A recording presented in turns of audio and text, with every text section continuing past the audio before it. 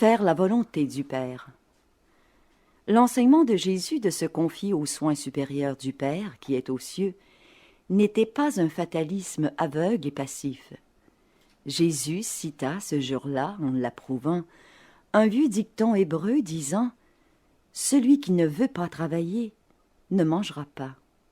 Il fit remarquer que sa propre expérience était un commentaire suffisant de ses enseignements.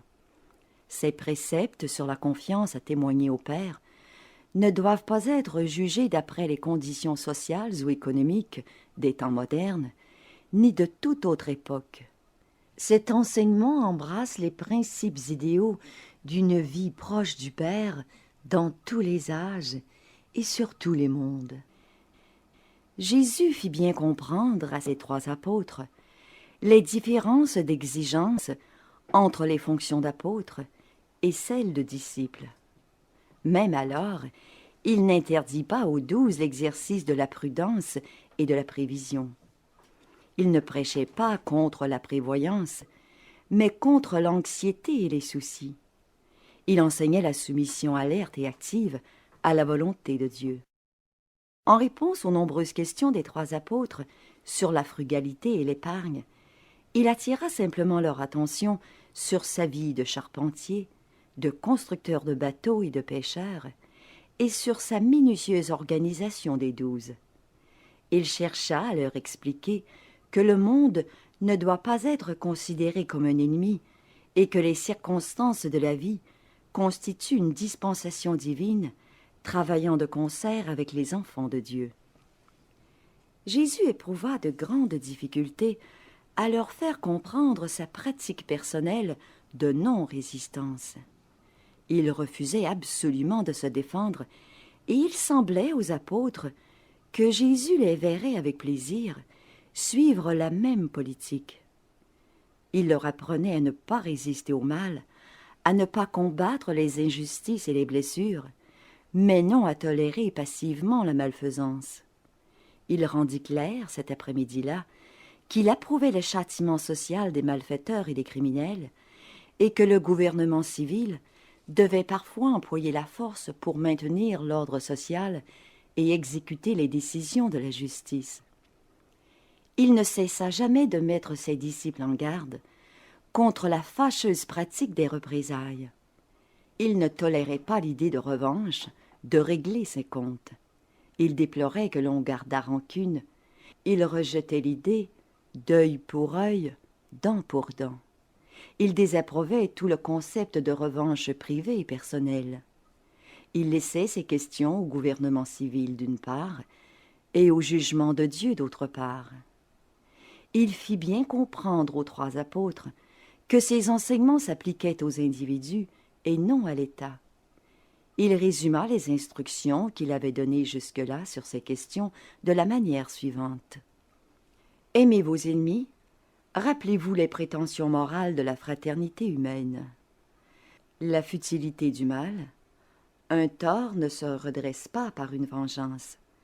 Ne commettez pas la faute de combattre le mal avec ses propres armes. Ayez la foi, ayez confiance dans le triomphe final de la justice divine et de la bonté éternelle. » 2. Attitude politique. Jésus recommanda à ses apôtres d'être prudents dans leurs remarques concernant les relations alors tendues entre le peuple juif et le gouvernement romain. Il leur défendit de se laisser impliquer en aucune manière dans ces difficultés. Il prenait toujours soin d'éviter les pièges politiques de ses ennemis, répondant toujours « Rendez à César ce qui est à César, et à Dieu ce qui est à Dieu. » Il refusait de laisser détourner son attention de sa mission, qui était d'établir une nouvelle voie de salut. Il ne se permettait pas de se soucier d'autre chose. Dans sa vie personnelle, il observait toujours dûment toutes les lois et règles civiles. Dans ses enseignements publics, il laissait de côté les questions civiques, économiques et sociales. Il dit aux 3 apôtres qu'il se souciait uniquement des principes de la vie spirituelle intérieure et personnelle des hommes. Jésus n'était donc pas un réformateur politique. Il ne venait pas pour réorganiser le monde, même s'il l'avait fait, cela n'eût été applicable qu'à cette époque et à cette génération. Néanmoins, il montra bien aux hommes la meilleure manière de vivre, et nulle génération n'est dispensée de la tâche de découvrir la meilleure façon d'adapter l'exemple de la vie de Jésus à ses propres problèmes. Mais ne commettez jamais l'erreur d'identifier les enseignements de Jésus à une théorie politique ou économique, ni à un système social ou industriel quelconque. 3. Attitude sociale. Les rabbins juifs avaient longtemps débattu la question « Qui est mon prochain ?» Jésus vint en présentant l'idée d'une bonté active et spontanée, un amour si sincère du prochain qu'il amplifiait la notion de voisinage jusqu'à y inclure le monde entier, ce qui fait de chaque homme votre prochain. Ceci dit, Jésus s'intéressait uniquement aux individus et non à la masse. Il n'était pas un sociologue, mais il travailla à briser toutes les formes d'isolement égoïste. Il enseignait la pure sympathie, la compassion. Michaël de Nébadon est un fils dominé par la miséricorde. La compassion est l'essence même de sa nature. Le maître n'a pas dit que les hommes ne devaient jamais recevoir leurs amis à des repas, mais il a dit que ses disciples devraient organiser des festins pour les pauvres et les malheureux. Jésus avait un solide sens de la justice, mais toujours tempéré de miséricorde. Il n'enseigna pas à ses apôtres qu'ils devaient se laisser abuser par des parasites sociaux ou des mendiants professionnels. Le moment où il fut le plus près de faire des proclamations sociologiques fut celui où il dit « Ne jugez pas pour n'être pas jugés ». Il fit bien comprendre qu'une prévenance sans discernement pouvait être considérée comme responsable de nombreux maux de la société. Le lendemain, Jésus interdit franchement à Judas de prélever aucune aumône sur les fonds apostoliques, sauf à sa requête ou à la demande conjointe de 2 apôtres. En toutes ces matières, Jésus avait coutume de dire « Soyez prudents comme des serpents, mais aussi inoffensifs que des colombes. » Il semblait que dans toutes les situations sociales, il avait pour dessein d'enseigner la patience, la tolérance et le pardon. Pour Jésus, la philosophie de la vie, sur terre et dans l'au-delà, était centrée sur la famille. Il fonda sur la famille ses enseignements au sujet de Dieu, tout en cherchant à corriger la tendance des Juifs à rendre des honneurs excessifs à leurs ancêtres. Il loua la vie de famille comme le plus haut devoir humain, mais fit comprendre que les relations de famille ne doivent pas intervenir dans les obligations religieuses. Il attira l'attention sur le fait que la famille est une institution temporelle et ne survit pas à la mort. Jésus n'hésita pas à abandonner sa famille lorsqu'elle alla à l'encontre de la volonté du Père. Il enseigna la nouvelle et plus large fraternité des hommes, des fils de Dieu. À l'époque de Jésus, les pratiques concernant le divorce étaient très relâchées en Palestine et dans tout l'Empire romain. Jésus refusa à maintes reprises de formuler des lois sur le mariage et le divorce, mais nombre des premiers partisans de Jésus avaient des opinions très arrêtées sur le divorce et n'hésitèrent pas à les lui attribuer. Tous les écrivains du Nouveau Testament, sauf Jean-Marc, partageaient ses opinions plus strictes et évoluées sur le divorce. 4. Attitude économique. Jésus travailla, vécut et commerça dans le monde tel qu'il le trouva. Il n'était pas un réformateur économique, bien qu'il ait fréquemment attiré l'attention sur l'injustice de la distribution inégale des richesses, mais il n'offrit aucune suggestion comme remède. Il expliqua à Pierre, Jacques et Jean que si ces apôtres ne devaient pas détenir de biens, ils ne prêchaient pas contre la fortune et la propriété, mais seulement contre leur distribution inégale et inéquitable. Ils reconnaissaient le besoin de justice sociale et d'équité industrielle, mais ne proposa aucune règle pour y parvenir. Il n'enseigna jamais à ses disciples le renoncement aux possessions terrestres, mais seulement à ses 12 apôtres. Luc le médecin croyait fermement à l'égalité sociale et contribua beaucoup à interpréter les dires de Jésus conformément à ses croyances personnelles. Jésus n'ordonna jamais à ses partisans d'adopter un mode de vie communautaire. Il ne fit aucune proclamation d'aucune sorte concernant ces questions. Jésus mit fréquemment ses auditeurs en garde contre la cupidité en déclarant que le bonheur d'un homme ne consiste pas dans l'abondance de ses possessions matérielles. Il réitérait constamment sa formule: « À quoi sert-il à un homme de gagner le monde entier et de perdre sa propre âme ?»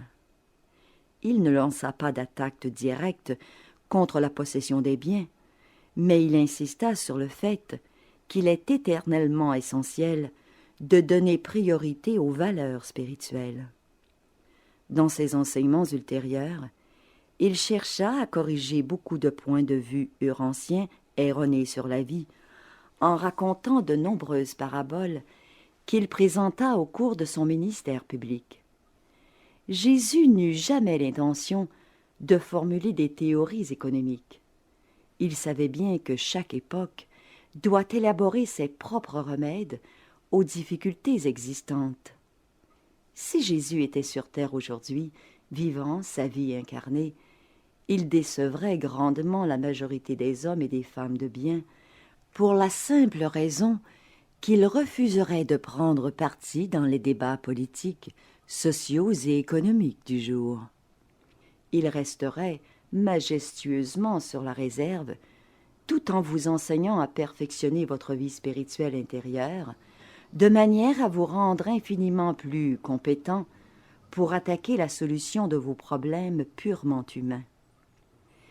Jésus voulait rendre tous les hommes semblables à Dieu et ensuite veiller avec sympathie pendant que ces fils de Dieu résoudraient leurs propres problèmes politiques, sociaux et économiques. Ce n'était pas la fortune qu'il condamnait, mais ce que fait la fortune à la majorité de ses adeptes. Ce jeudi après-midi, Jésus dit pour la première fois à ses disciples qu'il y a plus de bénédictions à donner qu'à recevoir. 5. Religion personnelle. Pour vous comme pour les apôtres, la meilleure manière de comprendre les enseignements de Jésus est d'observer sa vie. Il vécut une vie parfaite sur Urantia, et l'on ne peut comprendre ses enseignements exceptionnels qu'en se représentant sa vie dans son arrière-plan immédiat. C'est sa vie, et non ses leçons aux 12 ou ses sermons aux foules, qui aidera le plus à révéler le caractère divin et la personnalité aimante du Père. Jésus n'attaqua pas les enseignements des prophètes hébreux ou des moralistes grecs. Le Maître reconnaissait les nombreux éléments valables que ces grands éducateurs représentaient, mais il était descendu sur terre pour enseigner quelque chose de supplémentaire, la conformité volontaire de la volonté de l'homme à la volonté de Dieu. Jésus ne cherchait pas simplement à créer des hommes religieux, des mortels entièrement occupés de sentiments religieux et uniquement mus par des impulsions spirituelles. Si vous aviez pu jeter seulement un regard sur lui, vous auriez su qu'il était véritablement un homme de grande expérience dans les choses de ce monde. Les enseignements de Jésus sous ce rapport ont été grossièrement dénaturés et très souvent faussement présentés tout au long des siècles de l'ère chrétienne. Vous vous êtes aussi attaché à des idées déformées sur la mansuétude et l'humilité du Maître. Le but qu'il recherchait dans sa vie paraît avoir été un magnifique respect de soi. Il recommandait aux hommes de s'humilier uniquement pour leur permettre d'être vraiment grands. Le but qu'il visait réellement était une vraie humilité envers Dieu. Il attribuait une grande valeur à la sincérité, au cœur pur. La fidélité était une vertu cardinale dans son évaluation d'un caractère, alors que le courage était l'essence même de ses enseignements. N'ayez aucune crainte était son mot de passe, et la patiente endurance était son idéal de la force de caractère. Les enseignements de Jésus constituent une religion de vaillance, de courage et d'héroïsme. C'est précisément pourquoi il choisit, comme représentants personnels, 12 hommes du commun qui étaient en majorité de rudes et virils pécheurs. Jésus parla peu des vices sociaux de son époque. Il fit rarement allusion à la culpabilité morale. Il enseigna la vraie vertu d'une manière positive. Il évita soigneusement la méthode négative de donner des instructions. Il refusa toute publicité pour le mal. Il n'était même pas un réformateur moral. Il savait bien et enseignait à ses apôtres que les besoins sensuels de l'humanité ne sont supprimés ni par des reproches religieux, ni par des prohibitions légales. Ces rares condamnations étaient surtout dirigées contre l'orgueil, la cruauté, l'oppression et l'hypocrisie. Jésus ne critiqua même pas les pharisiens avec véhémence, comme le fit Jean le Baptiste. Il savait que bien des scribes et des pharisiens avaient un cœur honnête. Il comprenait l'emprise qui les rendait esclaves des traditions religieuses. Jésus insistait beaucoup sur la nécessité de commencer par assainir l'arbre.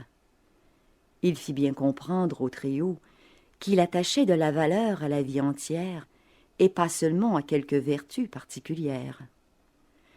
La seule leçon que Jean Zébédée tira de l'enseignement de cette journée fut que le fond de la religion de Jésus consistait à acquérir un caractère compatissant, doublé d'une personnalité mue par le désir de faire la volonté du Père qui est aux cieux. Pierre saisit l'idée que l'Évangile, qu'ils étaient sur le point de proclamer, était réellement une nouvelle base de départ pour la race humaine tout entière.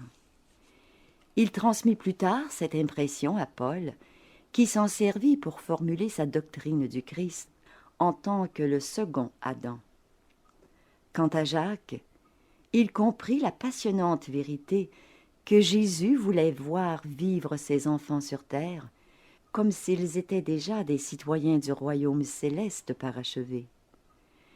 Jésus savait que tous les hommes étaient différents et il l'enseigna à ses apôtres.